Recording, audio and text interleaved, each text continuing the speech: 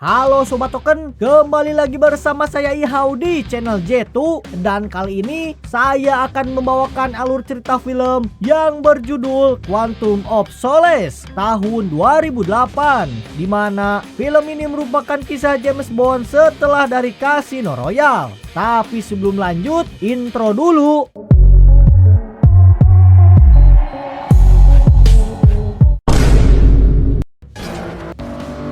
Kisah dibuka beberapa jam setelah Casino Royale. James Bond membawa Mr. White yang ditangkap dalam bagasi Aston Martinnya menuju ke Siena, Italia. Di tengah perjalanan, Bond dikejar mobil penjahat bersenjata yang ingin membebaskan White. Akan tetapi... Dan ya, aksi kejar-kejaran pun berlanjut ke kawasan pertambangan. Dan Bond berhasil lolos, menandai awal dari film Quantum of Solace. Scene beralih ke markas CIA. Mumun mengungkapkan jasad yang diduga Vesper ternyata bukan dirinya. Bond dan Mumun makin curiga kepada Mr. White. Saat diinterogasi oleh Michelle, White tetap bungkam dan tidak mau bekerja sama. Akan tetapi... We have people everywhere. Am I right? Mengetahui fakta bahwa ternyata Michelle adalah sang mata-mata Mr. White, Bond pun segera melakukan aksinya.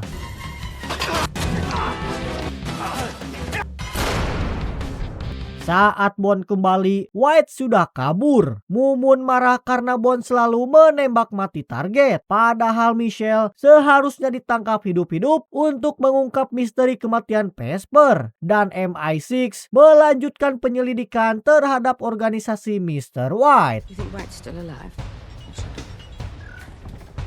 Dari rumah Michelle terungkap keterkaitannya dengan Edmund Slade yang kemudian berhasil dilacak MI6 di Haiti. Bond langsung menuju ke Haiti untuk memburu Slade, namun ia tidak mendapatinya di kamar. Akan tetapi...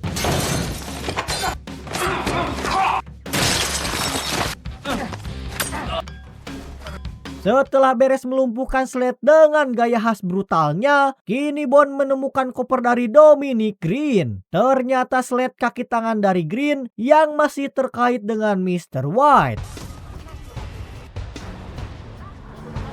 Setelah mengambil koper, Bond dihampiri oleh seorang wanita yang bernama Camille yang mengira dia adalah Slade. Saat dibuntuti, Camille melarikan diri melalui gang sempit. Sedangkan dari koper, Bond menemukan pistol dan foto Camille. Menyadari dia adalah target berikutnya, akan tetapi... What the hell is this?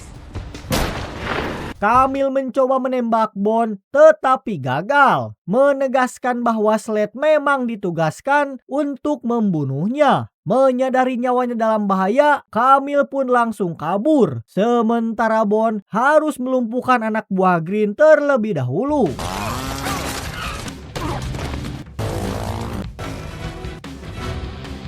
Ternyata Camille menemui Dominic Green, mantan kekasihnya, untuk membalas kematian keluarganya oleh Jenderal Medrano. Bond mengintai dan memasang pelacak pada anak buah Green. Tepat saat Medrano datang meminta dukungan, sementara Green menuntut gurun luas di perbatasan Bolivia yang kaya sumber daya. Let's walk in here. Give it that. Call me. But we own whatever. Demi melancarkan kesepakatan, Green tega menyerahkan Camille kepada Jenderal Medrano sebagai bonus. Melihat wanita itu dalam bahaya, Bond langsung melakukan aksinya.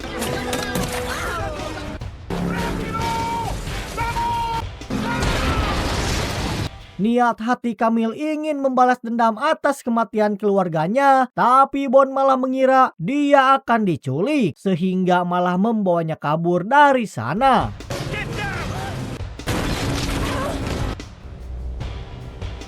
Setelah lolos dari Medrano, Bond membawa Camille yang pingsan ke penginapan dan melaporkannya kepada MI6. Namun data Green tercatat bersih sebagai aktivis. Sementara CIA juga belum bisa memberikan informasi karena masih menyelidiki kasusnya. If you could avoid killing every possible... Yes, ma'am. I've heard that before. Di kapal Green, kita diperlihatkan Bim dan Felix dari CIA yang menyamar sebagai rekan bisnis. Bond membuntuti Green ke Austria, di mana Quantum menggelar pertemuan rahasia di balik pertunjukan opera yang akan membahas rencana secara diam-diam.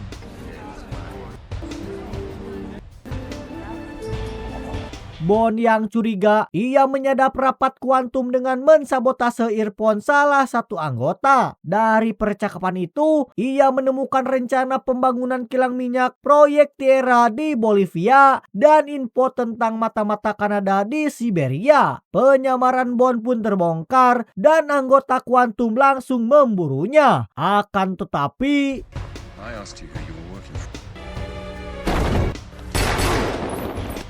di saat yang sama, Tanner melaporkan foto Bond kepada Mumun. Mumun marah karena Bond kembali membunuh target yang seharusnya ditangkap hidup-hidup. Meski akses ATM dibekukan, Bond tetap melanjutkan misinya dengan menemui Mattis, mantan agen MI6 yang akhirnya direhabilitasi untuk memburu Green ke Bolivia. You really want to see me? What do you want to know? Come with me. Singkat cerita, Bond dan Mattis tiba di lapas, bertemu dengan Phil yang memperingatkan MI6 akan menjemput Bond dalam 24 jam. Bond dengan santainya merasa yakin misinya selesai sebelum itu, dan di hotel ia memanfaatkan waktu istirahat bersama Phil. You must be furious.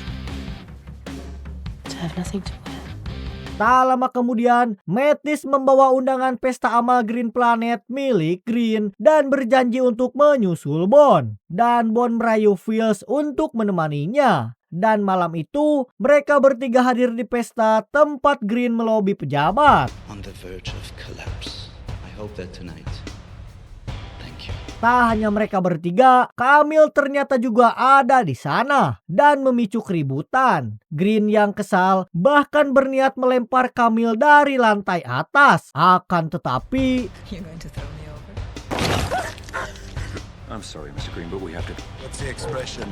ya, Bond tiba tepat waktu dan menyelamatkan Camille. Bond meminta ia menunjukkan lokasi proyek Tierra. Namun di tengah perjalanan, mobil mereka dihentikan oleh polisi dan diminta membuka bagasi mobil. Betapa terkejutnya Bond saat mengetahui di dalam bagasi itu terdapat Mattis dalam kondisi sekarat. Akan tetapi,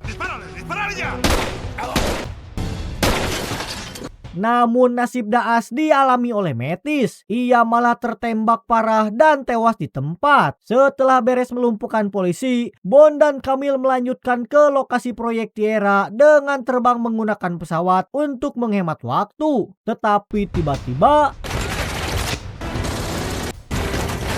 dan ya, anak buah Green menyerang pesawat Bond dan Camille, memicu pertarungan di udara. Camille sebisa mungkin bertahan di tengah kekacauan, dan keduanya akhirnya melompat dengan parasut dan mendarat di gua dekat proyek Tierra.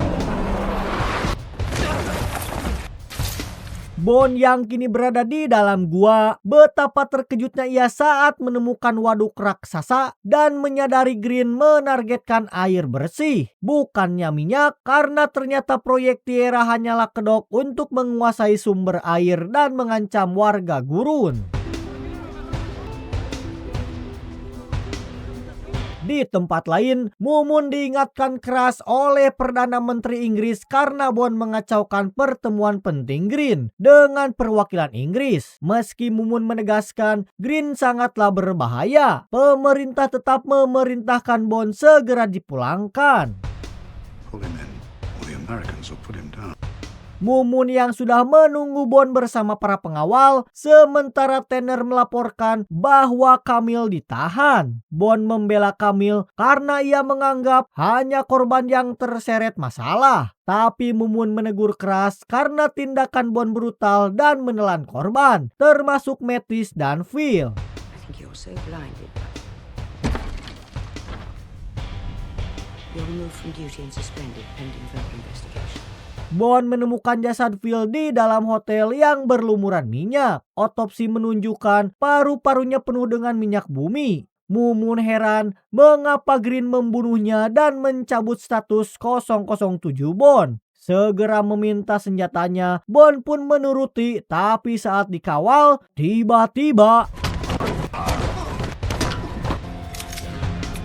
beres melumpuhkan pengawal dari MI6, Bond menemui Mumun dan mendapatkan satu kesepakatan terakhir. Ia kemudian bertemu dengan Felix yang membocorkan lokasi Medrano, Green, dan Carlos di hotel terpencil di gurun. Berbekal info itu, Bond dan Camille segera menuju ke lokasi. What are you doing?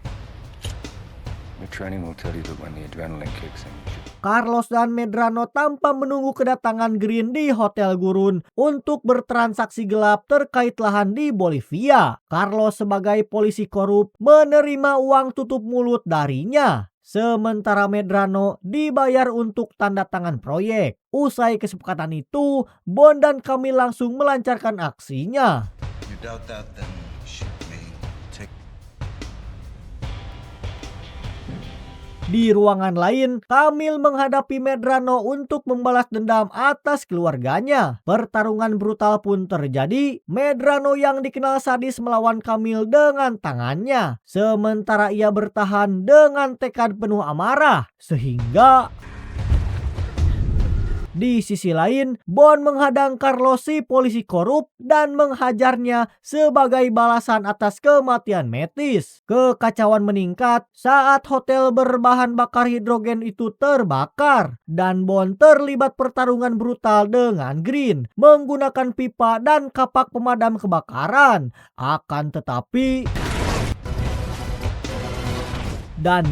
Green yang ceroboh dan melukai dirinya sendiri saat menyerang Bond. Bond hampir saja menghabisinya, tapi teralihkan saat melihat Camille terjebak api, lalu memilih menyelamatkan Camille dan membiarkan Green tetap hidup.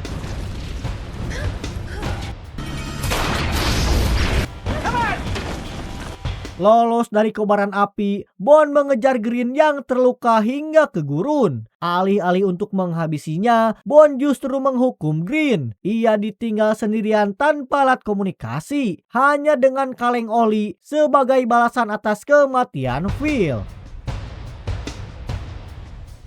Setelah menyelamatkan Camille dan mengungkap dalang kematian Vesper, Bond pun pergi ke Siberia. Di sana, ia bertemu dengan Yusef Kabira, pria yang dulu dikira disandra oleh organisasi White karena faktanya Yusef justru dengan sengaja meninggalkan Vesper demi menjebak target baru, yakni seorang agen Intel Kanada.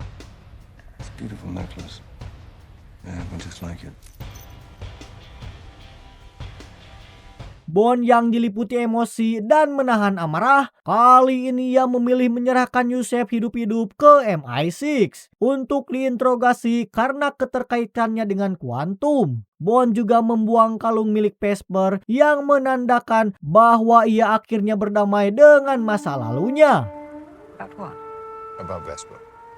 Tamat ending yang sangat menyedihkan. Pesan yang bisa kita ambil dari film ini adalah masa lalu mungkin menyakitkan, tapi kendalikan emosi, fokus pada tujuan, dan gunakan pengalaman untuk melangkah lebih kuat. Saya Ihau beserta jajaran tim yang bertugas mohon pamit undur diri. Sampai berjumpa di alur cerita selanjutnya. Bye-bye.